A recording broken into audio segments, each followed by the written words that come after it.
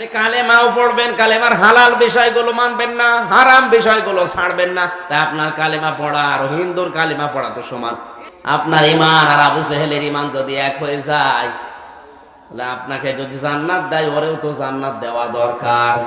আমরা অনেকে মনে করে কালেমা যখন পড়েছি জান্নাত একদিন যাবো। হ্যাঁ, আপনি জান্নাত যাবেন, কিন্তু কালেমার ভেতরে যা পড়লেন এটা আপনাকে বাস্তব জীবনে দেখানো লাগবে, মেনে নেওয়া লাগবে। মান ক্বালা লা ইলাহা ইল্লাল্লাহ ফাদাখালাল জান্নাহ, হাদিস একটা ঠিক আছে, কিন্তু ফার ব্যাখ্যা বললে অনেকেই টিকবে না। সাহাবী প্রশ্ন করলেন হযরত ওমর, হে নবী, আপনি তো মান ক্বালা লা ইলাহা ইল্লাল্লাহ দাখালাল জান্নাহ বলতে পারতেন, ফাদাখালা বললেন কেন? নবীজি বললেন, ফায়ের ব্যাখ্যা হচ্ছে আইয়ুহাসিরা মা হারামাল্লাহ, যে ব্যক্তি কালেমা পড়বে আর এর হালাল বিষয়গুলো হালাল হিসাবে আটকিয়ে ধরবে, হারাম বিষয়গুলো হারাম জানার পরে দুনিয়া একদিকে হয়ে গেল, একা একদিকে থেকেই ছেড়ে দেবে, এই লোকটা জান্নাতে যাবে। আপনি কালেমাও পড়বেন, কালেমার হালাল বিষয়গুলো মানবেন না, হারাম বিষয়গুলো ছাড়বেন না, তা আপনার কালেমা পড়া আর হিন্দুর কালেমা পড়া তো সমান। আমি তো এটা পরিষ্কার করার জন্য এই কথাগুলো বারবার বলছি। আপনার ঈমান আর আবু জেহেলের ঈমান যদি এক হয়ে যায়, তাহলে আপনাকে যদি জান্নাত দেয়, ওরেও তো জান্নাত দেওয়া দরকার। তাহলে প্রথম শব্দটা ওর সাথে আপনার মিল আছে, ও বলতো আল্লাহ একজন আছে, আপনিও বলছেন আল্লাহ একজন আছে, মিল নেই? বলেন বলেন। দ্বিতীয় নাম্বার কি? আমি এমন আল্লাহর উপরে ঈমান এনেছি বিআসমাইহি, যার নাম আছে, না নাম নেই? আসতে বলে। আপনারা এমন আল্লাহর প্রতি ঈমান এনেছেন যার নাম আছে। আমার আল্লাহর নাম কয়টা? 5000 নাম আছে। আল্লাহর 99টা তো কায়দায় আছে, আমার আল্লাহর নাম আছে 5000। এই 5000 নামকে সামারাইজ করে মহান আল্লাহ বিসমিল্লাহ বানিয়েছেন, বিসমিল্লাহির রহমানির রহিম। এই যে 3টা নাম, এই 3টা নামের ভেতরে 5000 নামের গুণাগুণ লুকিয়ে আছে। কোন মানুষ যখন একবারে 19 অক্ষর সম্বলিত বিসমিল্লাহ শরীফ পড়বে, ও 5000 বার আমাকে আমার আল্লাহকে ডাকার সওয়াব পাবে। বারানি সূরা আরাফের 181 নম্বর আয়াতে আছে, ওয়ালিল্লাহিল আসমাউল হুসনা ফাদউহু বিহা ওয়াদারুল্লাযীনা ইউলহিদুনা ফি আসমাই, ইলা আখিরি আয়াত। আল্লাহ পাক বলেন, আমি আল্লাহর অনেক সুন্দর সুন্দর নাম আছে, যে নামে পারো আমাকে ডাকো, কিন্তু সাবধান, ওয়াজারুল্লাযীনা ইউলহিদুনা ফি আসমাই, যারা আমার নামকে ইলহাদ করে, পরিবর্তন করে, উল্টা পাল্টা করে ডাকে, তাদের সামনে তাদের সাথে মিলে তোমরা আমাকে ডাকবা না। কথাটা খেয়াল করেন তো কি বললাম।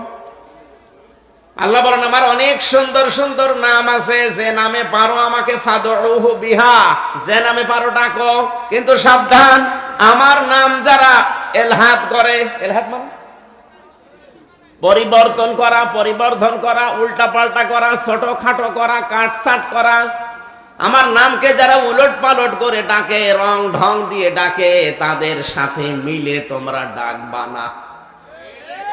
এই নিষেধ তো আমি করছি। ওয়াজারুল্লাযীনা, ছেড়ে দাও, ইলহিদুনা ফি আসমাই, আমার নামকে যারা উলট পালট করে ডাকে, সাইয়ুজসাউনা মা কানু ইয়ামালুন, দুনিয়ায় যে যেই কাজ করবে তার পুরস্কার সে পাবে।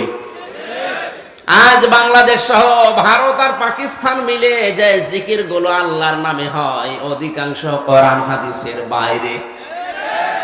আপনি আল্লাহকে ডাকবেন, আল্লাহর নাম আছে 5000, ডাকেন, যে কোনো নাম ধরে ডাকতে পারেন, ইয়া রহমান ও ইয়া রহিম ও ইয়া খালিক ও ইয়া জব্বার, এরকম ডাকেন।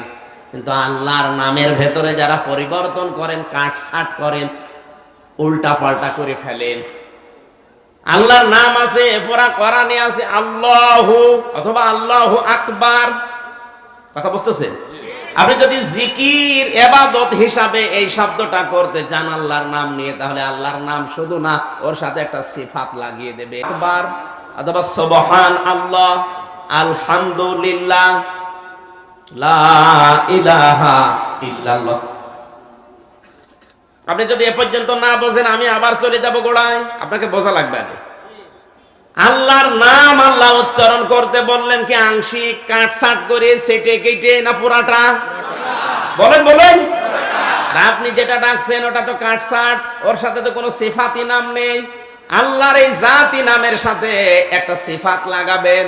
আল্লাহু খালিকুন বলেন, আল্লাহু রাজ্জাকুন বলেন, আল্লাহু আকবার বলেন। আর আপনি ডাকছেন হো হো, অথবা শুধুমাত্র ইল্লাল্লাহ ইল্লাল্লাহ হবে না, আপনি লা ইলাহা ইল্লাল্লাহ বলতে হবে। আল্লাহর পুরা কোরআনে কোনো কালেমা আল্লাহ আংশিক রাখেন নাই। ওয়া তাম্মাত কালিমাতু রাব্বিকা সিদকা ওয়া আদলা। আল্লাহ বলেন হে নবী আমার কালাম যা আছে কোরআনে সব কালাম কিন্তু ইনসাফের দিক থেকে পরিপূর্ণ।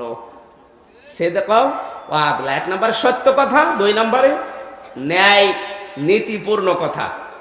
শুধুমাত্র লা ইলাহা ইল্লাল্লাহ এটা সত্য কথা না, শুধুমাত্র লা ইলাহা এটা সত্য না, এটা ইনসাফও না। লা ইলাহা নেই কোনো ইলাহ, নেই কোনো ইলাহ কি এ কথাটা সত্য হয় না। এটা যদি সত্য প্রমাণ করতে চান তাহলে আপনাকে বলা লাগবে লা ইলাহা ইল্লাল্লাহ। এটা একদিকে সত্য কথা আর একদিকে ইনসাফপূর্ণ কথা। কোরআন কি জানিয়েছে? সূরা আনাম 8 নাম্বার পারা, প্রথম নাম্বার পৃষ্ঠার 10 নাম্বার লাইনের 115 নম্বর আয়াত প্রথম অংশে আছে। এখন যদি বলেন পিসকে হুজুর কি বোঝে, কোন হুজুর বোঝে তারে নিয়ে আসেন, দেখে উনি কে বোঝাতে পারে। দেখছে ইসলাম তো কারো বাপ দাদার না। মন মতো আপনি দরবার চালাতে পাকিয়ে যাবেন আর মানুষ বিশ্বাস করবে না। আপনাকে ইসলাম নেওয়া লাগবে মক্কা মদিনা থেকে। ইসলাম মক্কা মদিনা বাদ দিয়ে যদি কলকাতা থেকে কেউ নেয় ওটা ইসলাম? বলেন। রাগ আমার উপরে না করে এখানে যারা আলেম আছে এনারা যদি প্রতিবাদ না করে ওনাদের উপর করেন। ওনারা প্রতিবাদ করে না কেন? আমি তো দলিল দিয়েছি তাম্মাত কালিমাতু রাব্বিকা, হে নবী আপনার রবের যত কালেমা আছে সব কিন্তু পরিপূর্ণ কি দিয়ে? সিদকা ওয়া আদলা, এক নম্বরে সত্য কথা, দুই নম্বরে ইনসাফ দিয়ে পরিপূর্ণ। এতটুকু আল্লাহ শেষ করেননি। এর দ্বিতীয় শব্দ লা মুবাদদিল আলি কালিমাতি, আল্লাহর এই কালেমা কিয়ামতের আগে পরিবর্তন বলেন না কেন? লা মুবাদদিল আলি কালিমাতিহি, তার কালেমা পরিবর্তন হবে না। আপনি পরিবর্তন করলেন কোন সাহসে? কে বলেছে আপনাকে দেখান? আল্লাহর নবীর 23 বছরের জীবন পড়ে আছে নবুয়তের, কোনদিন তার 23 বছরের পুরা জীবন পড়ে আমি পাইনি। বসে বসে কিন্তু হু হু করেছেন, ইল্লাল্লাহ ইল্লাল্লাহ করেছেন, পাইনি। তা আপনি পেলেন কোথায়?